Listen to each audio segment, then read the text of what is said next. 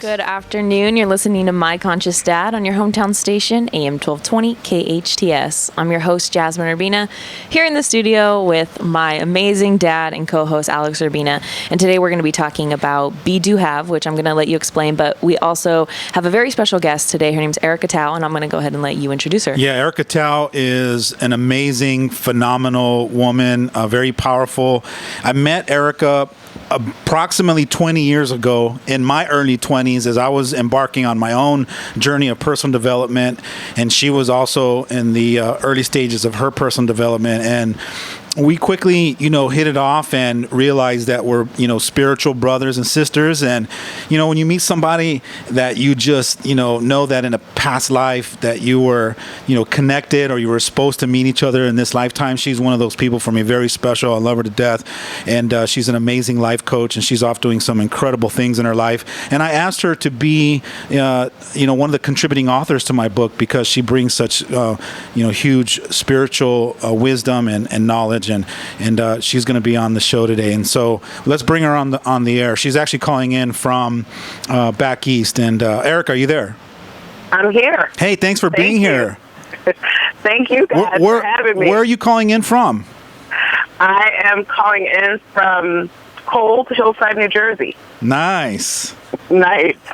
So listen, we brought you on the show because when I first invited the, 10 different coaches and trainers to be a contribution to the book, I kind of asked everybody to decide what part they wanted to be and contribute a contribution to, and you decided to help me tackle and take on Be Do Have. And what was your thought on that? Well, I think that throughout my evolution and my journey and just thousands of people, I guess, that I have coached and come across, and in my own self-discovery, what I always come back to is your mindset. So everything is the way that you perceive it or the way you think about it. And from your perception, obviously, creates your reality. And in that, but that perception has a lot to do with desire. So if we take it all the way back, it's like, okay, well, what do you want? I want to have X. And most people think that, okay, so I want to have X, so I'm going to do this. Well, doing this, whatever this is, if it doesn't produce X, so the individual finds that they're not having what they want, what they think they want, or what they are pursuing, and then the actions that they're taking, a lot of times people just take more of the same action, and then they still are not getting the results that they want. They still are not having what they want, and their perception is something is wrong outside of me, like something is wrong out in the world, like everybody else is wrong, and I should be able to have what I want to have. And what they never really look at first is who they're being. So who you're being is from your soul. It is the pureness of what your soul wants. And it is also way of being. So you can look at beingness in two different ways, which all stems back to the way you eventually will think about a thing, and then the action that you take, and then have what you have, or have what you'd like, I'll say, or as Abraham says, what you're wanting. And, all the great teachers and all the great spiritual books, they all talk about beingness first at the soul level. And I just thought that, in a parent-child relationship, parents are often angry with their teenagers, and they're like their teenagers are Martians. They don't know who these people are. That they weren't like this when they were not teenagers.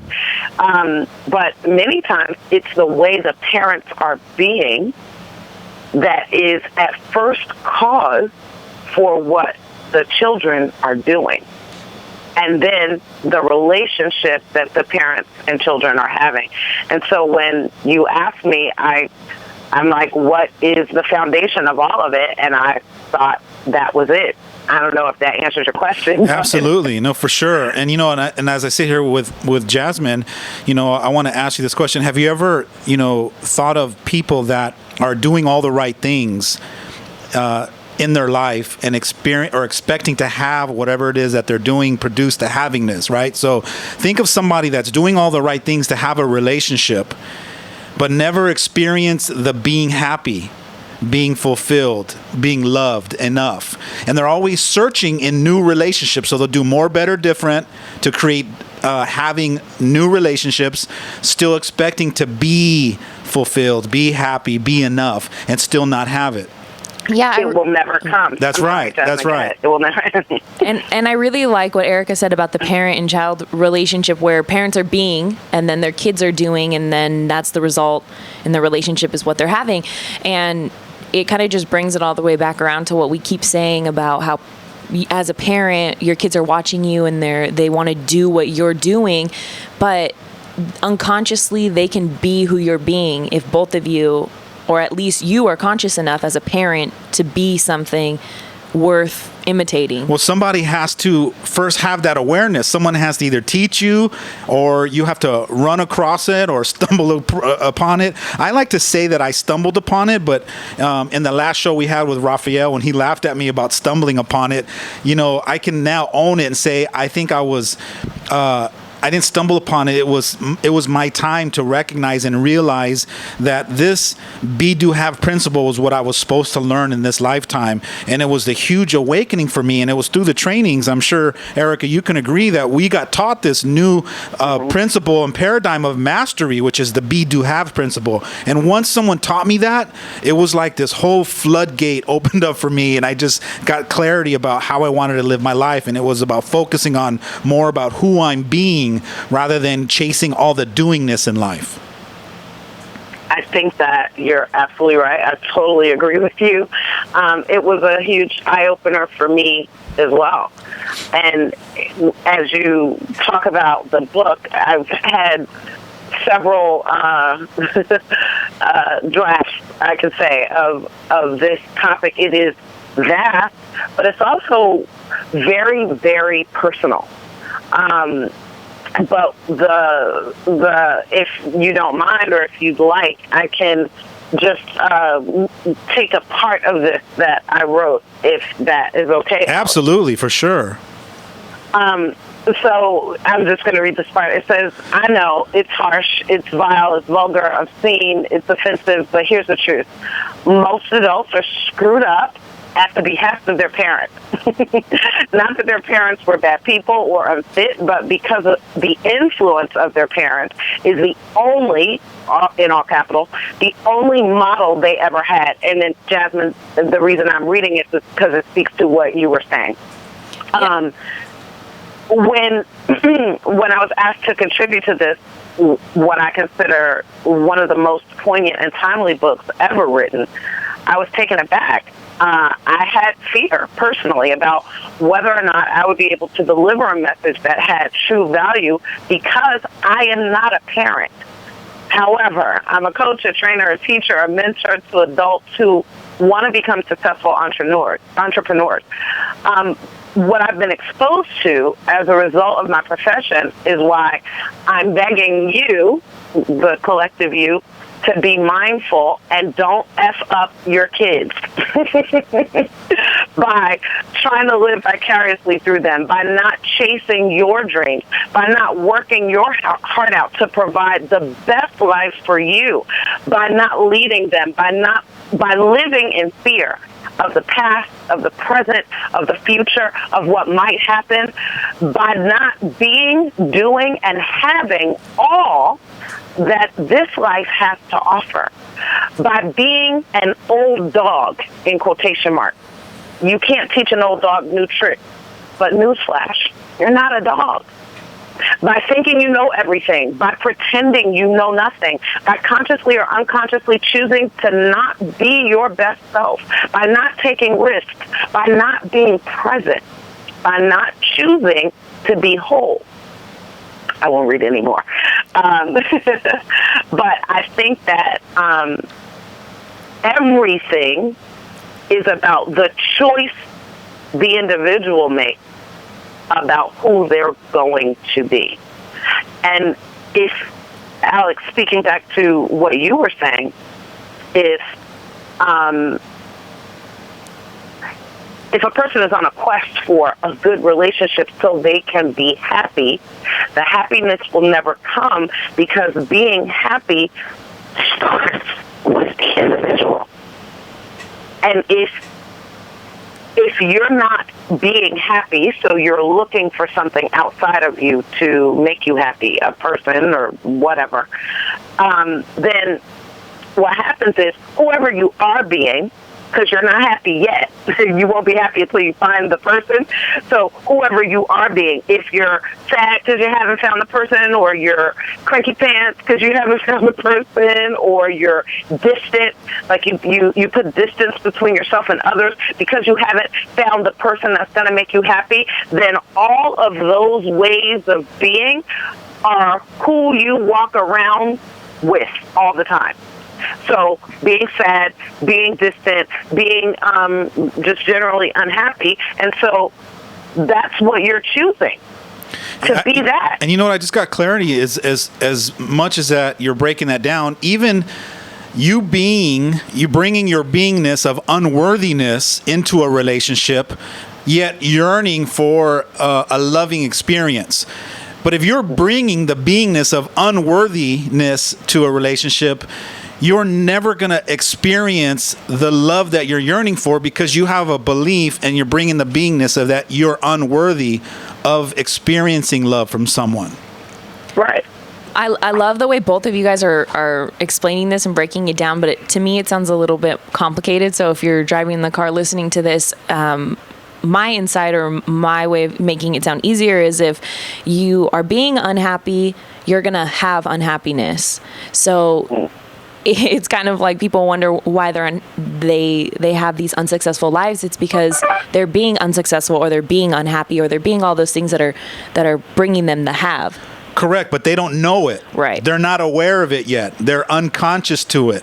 No one has painted that picture that you're already bringing those unfulfilled qualities or those shortcomings in your way of being already to the game that you've decided to play to get those goodies out. And to help also simplify it, Jasmine, and I might mess around and make it more complicated, but in my mind, it's simpler. As you said, if you're not being happy, you're not going to have happy. But if you're not being happy, you're going to do not happy. See, the doing not happy is what causes the not having happy. And for what Alex was saying, most people are unaware. They are completely unconscious to the fact that is what the beingness is, what sparks the doing. And there is no do, be, have. It's not like, I'm going to do this. I'm going to go out and get a man who makes me happy. That's what I'm going to do. And then I'll be happy, and then I'll have happy. It can't work. It is the incorrect order for it's just the incorrect order. It is not the path of the universe. It's not the way the universe works. It's not the magical formula of creation. And right. but here's the crazy thing about it. It's the way that we as a mass, in the masses, that's the way we've been taught. We've been taught to work harder, do more, do it different, do it better, get more education, and we get fixated on the doingness of something. No one has ever really taught us about that we have these magical ingredients already within us, called being loving, being compassionate, being enough, being worthy. And if we focus more on what the tools that we already have within us, then we don't need to go down and chase this formula that doesn't work for us. Well, it's funny that you're saying that. I have, in one of the drafts of this, I have written a story of a mom and daughter who the daughter is her mother, and the mother is unconscious, completely unconscious, to the fact that the daughter is her creation. And the daughter is very young. She's only like 25. And she's depressed all the time. She is always wanting. She wants a relationship. She wants to be successful. But she lives in abject fear. I mean, she is scared of everything. She doesn't want to, and she's too young for that. Like, at 25 years old, you should be a hooligan somewhere, like thinking, you're immortal and you can do anything, and she doesn't feel any of that. Obviously, with age, people stop thinking they're immortal and stop thinking they can do everything because of the conditioning of society. But her mindset, her beingness is of a 50 or 60-year-old, because that's how old her parents are. And she acts like them. She's taken on their characteristics, their downtrodden, life has beat me down, I can't do anything attitude and way of being. And so now she's in therapy, and they were brought to me. They were brought to my path. And it has been, for the last 3 years, I've been working with them. And it took a lot just to find out what was really going on underneath. But they're being unhappy people. And everything about life for them, from their eyes, from their perspective, is sad, unfulfilling, not joyful. And every action that they take is really consistent with that. And so the mom is, she is a martyr to a certain extent. So she gives and gives and gives and gives to people. She is, in quotation marks, always in service. She's doing this for this person and that for that person. She's doing. But I had to bring it to her attention that you're doing these things so you don't have to be still and be with you. And be with the choices that you have made in your life. And be with the things that you have done or not done in the past. You don't want to be with the fact that you feel unfulfilled and you have transferred that way of being onto your child, who unwittingly and did not ask for that, has now completely taken it on, and now you want to fix her? Boo, you gotta fix you. You gotta fix you. I mean, it is literally, I have cried about it. It is painful to watch. It's painful to watch. It's painful to watch the mother, and it's painful to watch the daughter. And I love them both. I love them to pieces. And I know that what's in the daughter is sheer magnificence. Pure brilliance, absolutely, joy. She is one of the smartest people I've ever met. So creative, so intuitive, and all of it gets stuffed, shut, X'd out, and negated because she's so used to just being unworthy, sad, unfulfilled, and unjoyful, fearful. And what's in the mother is she could be Mother Earth. She really could, without taking away from herself. She could be the mother to all, but she feels unworthy, not smart, not able. not able to have a loving relationship with her husband, not able to have fulfilling, loving relationships with her children. And a large part of that is her mom died when she was very young, and she became the mother and the caretaker of everybody. And now she's dealing with the death of her father. And I want so much to be able to communicate with them in a way where, I wish there was magic pixie dust that I could sprinkle, and in one conversation or in one foul swoop, poof, all of the sadness goes away. Well, I'm still looking for that little bag of magic pixie dust myself. In fact, we got to go on a break right now, but I want to just wrap this up. What you shared was very powerful and very meaningful, and I hope that many more people can see themselves in that scenario, in that picture that you just shared. And to wrap it all up, this is why it's important for us as human beings to have permission in a safe space to let go of our past, to surrender all the things that have happened to us that we think is real, and we hold on to it, and it gets in the way of us consciously choosing to be that loving, vulnerable, vivacious, beautiful mom that she can choose to be, so that she can be the reflection to her daughter, so that her daughter can see that and mimic it and mirror it in herself. And we'll talk about that more when we come back from the break. Yes, we will. Stay tuned for more of My Conscious Dad right here on your hometown station, AM 1220 KHTS.